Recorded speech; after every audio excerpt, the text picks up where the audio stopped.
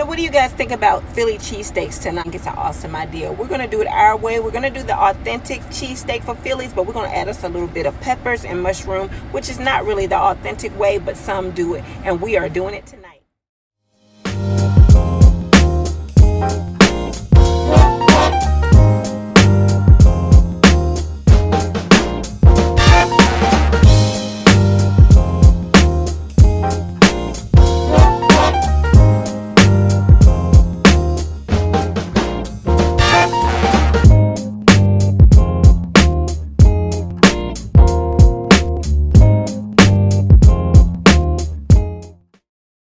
Okay, guys, we start with 1.5 pounds of ribeye steak. These are basically 2 steaks, but you need 1.5 pounds to make the recipe that I'm making.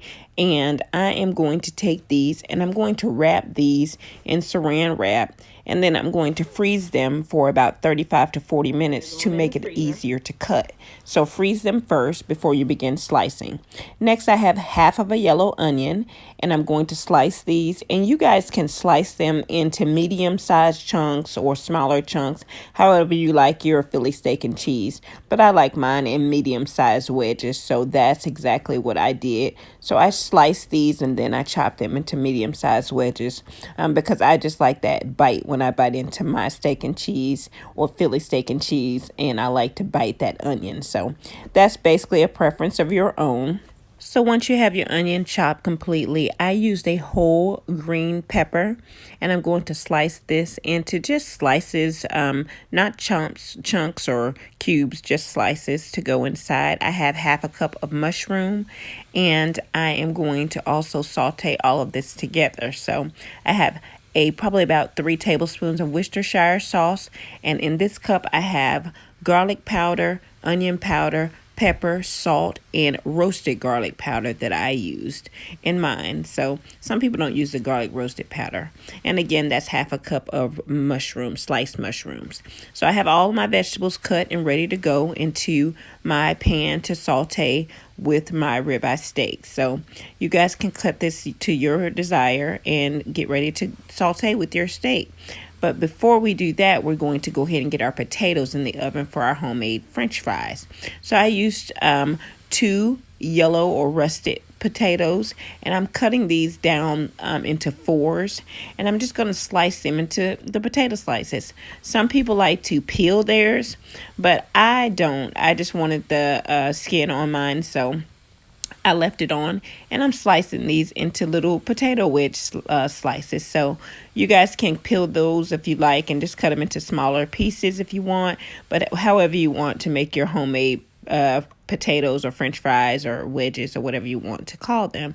So in this particular case, I want mine into maybe medium size, close to smaller French fry wedges. So I'm slicing them into these little cube sizes, or slice sizes. So you guys can do the same for yours, but I prefer my skin on. So you can peel them, do whatever you like for your potatoes. So okay, once you have your potatoes all sliced, we are now going to get them ready to get them seasoned, but we definitely want them dry first. I laid them on a napkin to get all the moisture out since potatoes have so much moisture, and then I dab them with the napkin to get all of that water out. So make sure you kind of dry them out so your seasonings will stick and you won't have like soggy wet potatoes. So dry them pretty good, and then after you dry them, we're going to get ready to go ahead and start adding our seasoning so we can get them ready to go in the oven for baking. So as you see, I'm dabbing them really good. And next I have half a cup of breadcrumbs, plain. I have 1 tablespoon of cumin, 1 tablespoon of garlic powder, 1 tablespoon of smoked paprika and chili powder. Then I have half a tablespoon of pepper and 1 tablespoon of regular kosher salt. And I have half a cup of olive oil. And I'm just pouring this into the bowl with the potatoes because we want all of our veggies, all of our seasonings to stick to our French fries. So make sure you just mix that olive oil all over your potatoes since you have them dry.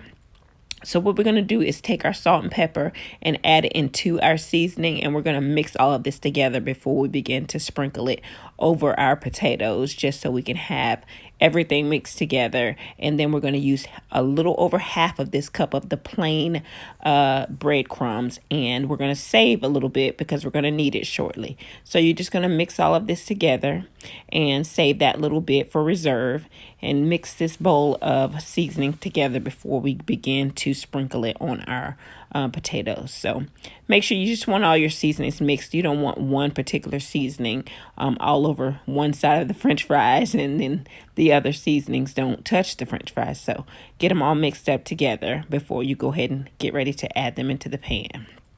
So I have all of my seasonings mixed, and I'm going to sprinkle them into the mixing bowl with the fries. You sprinkle half of the seasoning and then hold the other half for a second, and you're going to mix this all together so you can get it in the bottom as well. So mix that all up together before you add the remaining mixture of seasoning that you have. So get it all over your French fries, because it just makes the flavor of, I don't know, it's something about the cumin in there, but it makes these French fries taste absolutely amazing. So sprinkle that and mix that all over, and then we're going to add the remaining cup of seasoning to the top, and then we're going to remix all of it in before we begin to bake. So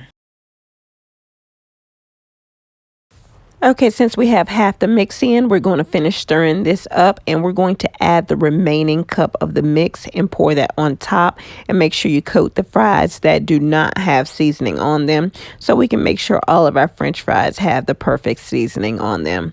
And so you stir and get that all ready, and we're going to get this ready to put in a baking pan. I used half a cup of olive oil, and I'm going to brush this throughout the pan so our French fries don't stick to the pan. So just brush it all over because we don't want them sticking together. So try to avoid them touching as much when you put them in the pan. So here they are. They're ready to go in. They're going in for 450, 25 minutes, and we're going to flip in between. Our steaks out of the freezer, and we are going to cut this fat off. I'm using a serrated knife edge because it helps cut this really, really well, and the freezing helped as well, but we're going to cut all the fat off, and that knife tends to help with all that cutting with that serrated edge. So cut all that fat off and get all that toughness and stuff out of the meat. You see all that white, we don't want that in our Philly steak and cheese. So I'm cutting all of that to make sure and ensure that we get tender steak and not any of the toughness in any of our bites. But since you have ribeyes are pretty tender, so we're really good in that area. So just make sure you get as much as that off as possible. And I'm going to cut into these slices very, very thin. You want to cut them very thin because that's just how tender that it makes your Philly steak and cheese. The thinner the pieces, the better. So try not to have really thick pieces of meat. So once you get all of that fat cut off, you start cutting and slicing all of them in about that size that you see I have above, and continue to cut all of your slices in this size. This is the perfect size for sauteing them and just giving you a tender Philly steak and cheese. So continue to cut both steaks up until you get all of the fat and then the slices into that size. And once you've done that, we're going to get ready to go ahead and season our Philly steaks and cheese, and we're going to go ahead and get them ready to eat, guys, because I'm excited about this. This is one of my favorite recipes. So go ahead and get it all sliced up, and we're going to start seasoning and sauteing in a pan. Okay, we're at the halfway, 12.5 minutes on our fries. Flip these and add the remaining breadcrumbs to absorb that remaining oil. And remember to put them back in the oven for the 25-minute total time. So get the breadcrumbs in there and sprinkle throughout. Okay, our steak is sauteing. I'm adding my 3 tablespoons of Worcestershire sauce and half a cup of vegetable oil, canola oil, or peanut oil, olive oil, whichever you like to use. And I'm going to add the Worcestershire. Some people don't, but it is amazing, and it helps your vegetables and the meat just gives it a better flavor. So I'm sauteing the meat, and then I'm going to add in my vegetables. I'm going to add my peppers and my onions and my mushrooms shortly. So saute it a little bit and then add your seasoning. That's 2 tablespoons of roasted garlic powder, 1 tablespoon of salt, and 1 tablespoon of pepper. You can add 2 tablespoons of salt and 2 tablespoons of pepper, whatever your taste buds like. And so you add in all of your peppers, and then we're going to let the Worcestershire sauce kind of absorb into the meat and the vegetables before we add our seasoning and our mushrooms. So stir it in and just let it sizzle. Like I said, get your meat to the point where it's brown and not pink. And so we're going to get everything sauteing, and then we're going to add in our vegetables. I'm sorry, add in our seasoning, and then we're going to add our mushrooms. So now we're going to add our seasoning into this, and then we're going to add our mushroom in as well. So just get that Worcestershire sauce all over everything so it can absorb and add your seasoning. So sprinkle your seasonings all over and get them all over, and let's just get all this stuff to marry together. And we're going to add in our mushroom, guys. So just saute until you get it ready, and then we're going to start to add it to our hoagie bun, guys.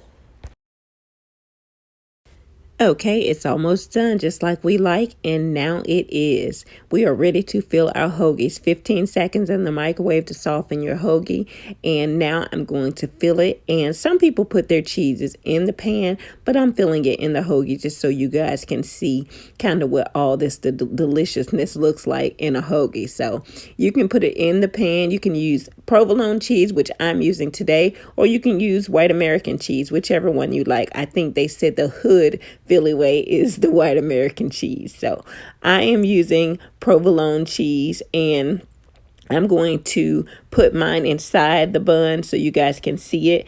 And I'm only using 2 slices of provolone cheese. But if you want 3, then go ahead and use 3. If you want it more cheesy, you do it your way. You like it, I love it. Whatever floats your boat. So this is what I did, and look at how it turned out. If it's not melted enough, just microwave it for a few seconds. Look at this, guys. Look at this. It smells, tastes, and looks absolutely great. And I am going to add mayo to mine, of course, because that's my way. I like my peppers and I like my mushroom. Maybe not the traditional Philly way, but it's my way. And so you guys can add it if you like. If you like peppers and mushrooms, then add them. And here is our fries. We had those cooked on 450 for 25 minutes, and we flipped halfway. Guys, I hope you enjoy, and I tell you, you will enjoy this delicious hoagie. So when you eat it and you make it, please comment, like, and subscribe to my page and tell me how awesome and delicious it was. Thank you for watching this video, guys.